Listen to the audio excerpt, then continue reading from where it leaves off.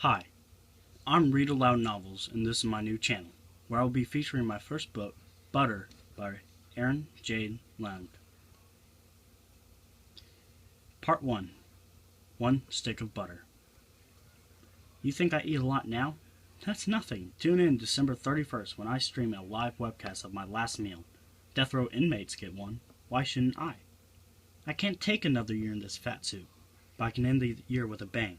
If you can stomach it, you're invited to watch as I eat myself to death. Butter. Most people would say the website is where the wild ride began, but for me it started 2 days earlier, on a Tuesday night in front of the TV in my living room. I was watching the news because that's what Mom had on when she got up to make dinner, and she left the remote all the way across the room, on the entertainment center right by the TV. Why do people do that? Put the remote by the TV. What's the point? She probably did it to force me to get up and get some exercise, as if a couple of steps across the room would make any difference. Anyway, there was a story on the news about airlines charging obese people for 2 airplane seats. Look, I get it. It sucks to be next to the fat guy on the plane. Maybe he's taking up too much of the armrest or crowding you into the window. But trust me, nobody's more uncomfortable than that guy having to squish into that tiny seat. I know nobody wants to sit next to him. The humiliation is payment enough, let alone an extra charge. This chick was with one of the airlines, was in the story saying the double billing would start January 1st, and trying to play it off like it was a benefit for big people, like they'd be more comfortable in 2 seats, as if it was only fair to charge them. Well, I call bullshit on that lady. I know there's nothing, including craning my ass into those itty-bitty lame excuses for an airline seat. Nothing worse than being the guy taking up 2 seats so everyone on the plane sees you and thinks, oh, so that's how big you have to pay double. No thanks. I was getting riled up watching the story when I looked down and remembered 2 airline seats were the least of my worries. Right now I was taking up 2 cushions on the couch. My eyes slid from the cushions to the coffee table. An empty candy dish with crumbles of peanuts, M&Ms, and a half-melted tub of ice cream, and a bag of Doritos were just a few of the spoils before me. A single Dorito was balanced precariously on the edge of the bag. I rescued it before it fell out and transferred it to my mouth. The flavors exploded over my tongue. Salty, sweet, spicy, everything I liked, all rolled into one. God, I love Doritos. As an added bonus, the crunch filled my ears, drowning out the sound of the hated story. But as soon as I swallowed, I heard the final line delivered by some traveler at the airport. A girl so anorexic thin and bleached blonde she could have easily been one of my classmates at Scottsdale High. Yeah, I think it's fair, she popped her gum. Why should the rest of us have to share the seats we paid for with people who can't lay off the snacks before dinner? I froze with a meatball sub halfway to my mouth. Damn, can't a guy enjoy a little sandwich in his own living room without feeling like he's being judged? But it was too late to be defensive. Suddenly, that sub didn't look good at all, and the smell of it made me sick. In fact, everything in front of me instantly looked revolting. I hate everything brightly colored candy, every salty coated chip. I quickly scooped it all off the table and picked up the tidbits that had slipped between the sofa cushions. I experienced this before, these waves of resolve that never really lasted and usually ended in an epic beignet. But when they came on powerful, and I was convinced I'd never eat another bite. Padded out to the kitchen with my armload of snacks and dropped everything in the trash without a word to my mother, who had her back to me, humming away at the stove.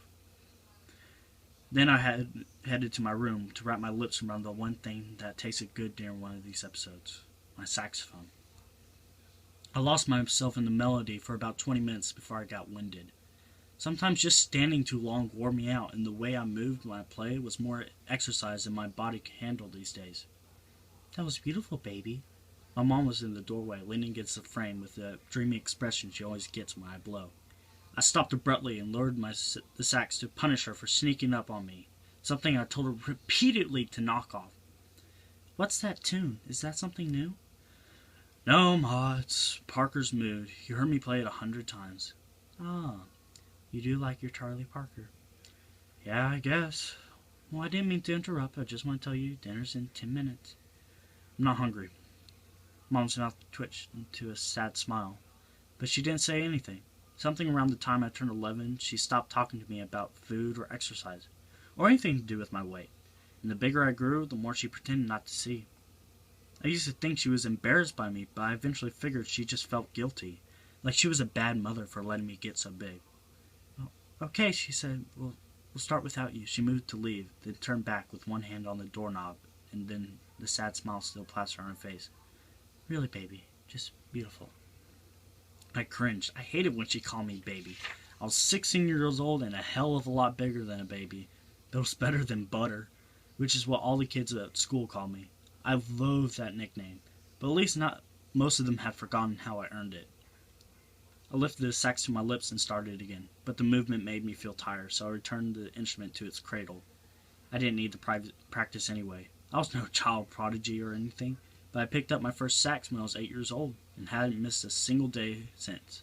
Pathetic. Nothing better to do than sit at home playing music. Of course, that wasn't entirely the case. There was one other thing. I switched on my laptop and settled into my extra-large armchair next to my bed. I logged on to the internet under my handle, Saxman, and held my breath, waiting to see if she's online. She was. My friends list popped up on the right-hand side on the screen. A few kids from Fat Camp, a couple of brass players I used to jam with, and Anna. Oh, perfect, sweet, sexy Anna. I had stalked Anna online for a couple months before I finally got up the courage to send her a message.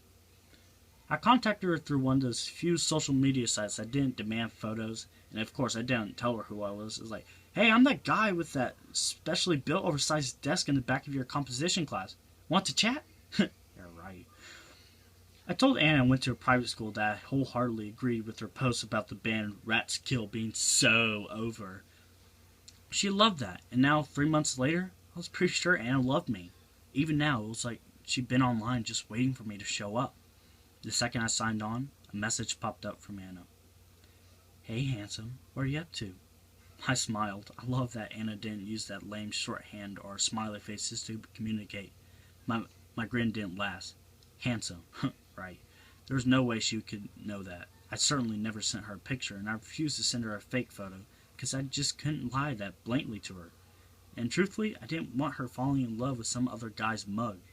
She had asked me for a picture over and over again, but I finally convinced her the mystery was more romantic. "Hey, beautiful, I just got done playing our song." Okay, that wasn't true, but even when I was playing Charlie Parker, Anna's song was always running through the back of my mind. It was a careful, sultry solo I came up with after an all-night internet session with Anna, the only song I ever written myself, and Anna was over the moon when I sent her the recording of me playing it. "Aw, I fall asleep listening to that every night, right?" My grin returned. "I know. When am I going to hear you play it in person?" And was getting increasingly pushy about meeting up in real life. But that obviously wasn't an option. Not yet, anyway. I just needed to lose some weight, okay? A lot of weight, before I reveal my true identity. Soon, babe. Very soon. God, I couldn't stop lying to her tonight. Soon? Who was I kidding? When I first started chatting with Anna, I had delusions of shedding enough pounds to tell her who I was in a matter of months. But Doc Bean convinced me it would take years to get down to a normal size. He was always preaching the value of patience. Well, patient has something I didn't have. In fact, the news that I had years of hard work ahead of me has sent me into a beignet, and in the 3 months since I've been talking to Anna, I put on another 9 pounds. I stared at the laptop screen, waiting for Anna's response.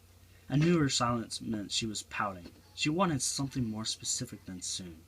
Oh well, what did I have to lose? At this rate, I would never tell her who I was at anyway. What's one more lie tonight? I placed my fingers on the keyboard.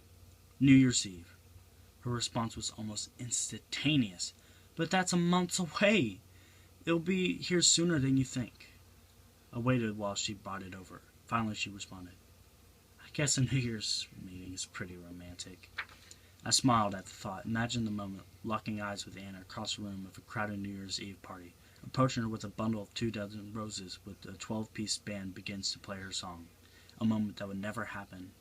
An ache filled my chest, and I knew it had to end the conversation before I told any more lies.